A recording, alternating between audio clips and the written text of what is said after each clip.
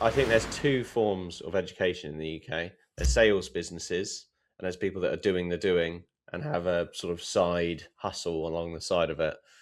And the sales businesses don't tend to do much property stuff. No. But it's obvious, isn't it? Like, to what Dorian's saying, if you're spending your time training, well, you ain't spending time building a business, and as we all know, this business takes every inch of you. and more. And more, yeah. It baffles me how these trainers can sell these schools. Well, it doesn't, because what they do is they're taking entrants to the market who don't know any better. And there's all kinds of stuff that's coming out more and more all the time to do with these training gurus and like the methods they employ to try and upsell people and sell things off plan back to them and just rinse them for cash. They look at a lead and go, how much cash can I extort from this person, and give them some basic training because they don't know any better. It's actually stuff you can just find online. You really don't need someone to you don't need to be in a 12-month academy boot camp to learn it. It's just absolute nonsense. What you do need though is when you're on site and you're dealing with a fork in the road and you really need some experienced advice, that's when you need people who are doing active in the market at the same time as you to actually go, do you know what, mate? I wouldn't do that because XYZ regulations just come in, or because I tried that and this happened, and you're probably better off doing this. Or here's a third fork in that road that you've probably not thought of. Only experienced people who are in the space doing stuff can offer that. And we're trying to figure out a way to do that.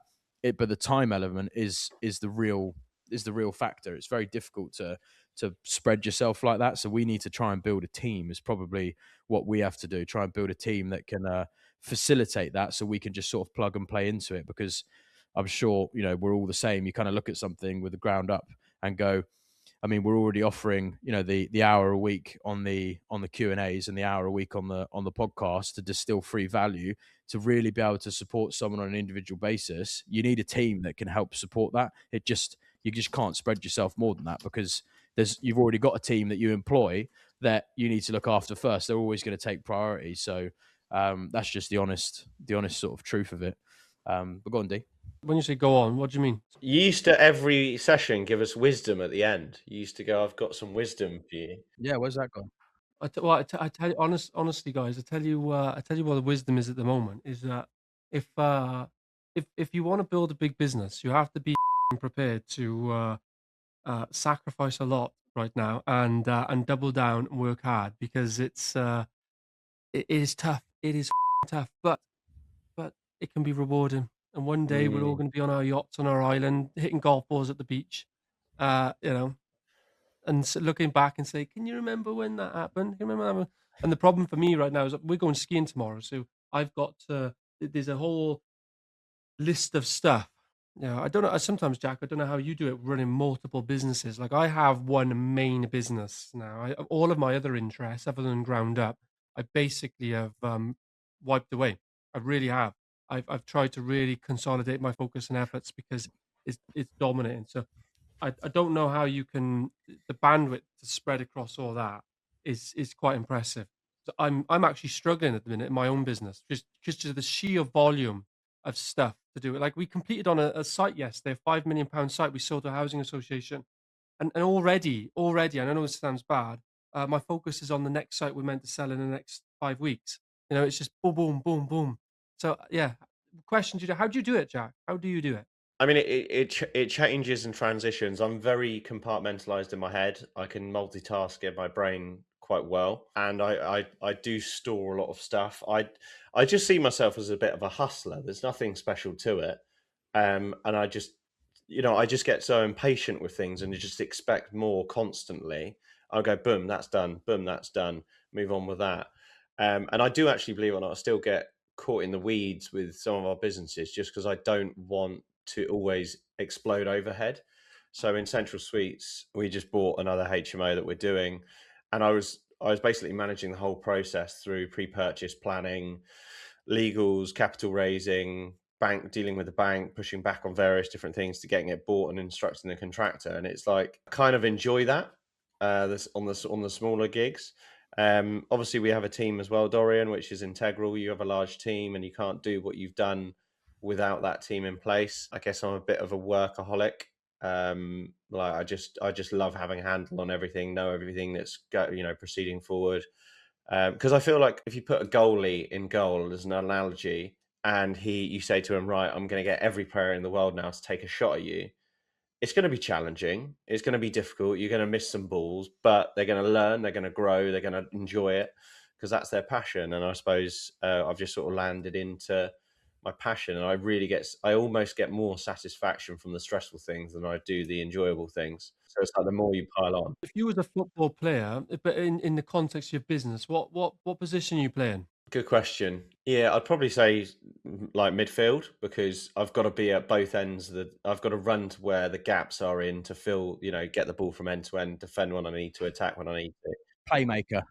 I was actually a centre back, and I was just a nutcase, running around chopping bodies, in real life. But I would say, yeah, probably like playmaker.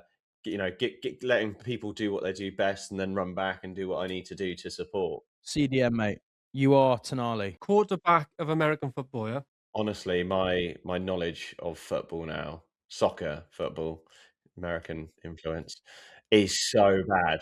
Just to interject on Dorian's question to you, Jack, I do think D, one of the biggest things, I think the difference for you against say me, Jack, and a bit of Stuart as well, is that you don't have a business partner, right? You are in that you are the be all and end all of all of your decisions, and I really do think just having a business partner, having someone who you can also lean on with decisions. And I know Jack, I know you've got Ben as a business partner on the developments, and I know you're obviously more in the weeds of the raising the capital, maybe towards the sort of stressful side of the abyss side of business. Mhm. But I think D, you are staring at the abyss, you're staring at the ops, you're staring at the team management, you're staring at the growth all on your own. And I do think just a business partner to shed some of that weight and to align some responsibilities can be the big difference between having time back, but also some thought and a bit of pressure off. I don't know if you've ever thought about that, but you are on your own. Sometimes I feel like I'm genuinely schizophrenic. And I know that sounds thing. It's just that with the volume I've got going on and all the decisions I have to make, like I have to make all the critical decisions come to me, and there's a lot of them, just because of what we're doing. Like we're pushing boundaries, and I have to have full on like conversations with myself, debates with myself. I can spend like it was only not yesterday, the day before was actually a difficult day for me, not because of the stress or the volume, was because the sheer amount of different decisions I had to make, and they're all top level decisions. And I don't mean that in an egotistical way, but they genuinely are six figures, seven figures, eight-figure decisions that that that I have to. I can't speak to them about anyone. I have to like go through them all. So sometimes when that happens, I feel a bit like schizophrenic, but because just too many voices going on in my head. But then it's I also struggle because I have such a strong vision. I've tried business partnerships before. Obviously, Jack. I know when me and Jack first met years and years and years and years ago. We it was a mu- we had that kind of mutual experience. He then fortunately found a good business partnership. My problem is this is my own issue. My vision is so strong, it's so fixed, and it's so big, and I'm prepared to sacrifice everything that I cannot. My problem has been when I've been working with people is our willingness to sacrifice and our vision are misaligned, so it doesn't work on that basis, really. But it may just be, mate, that's the thing you're speaking to is just that. It's just that you don't have a business partner to share the burden.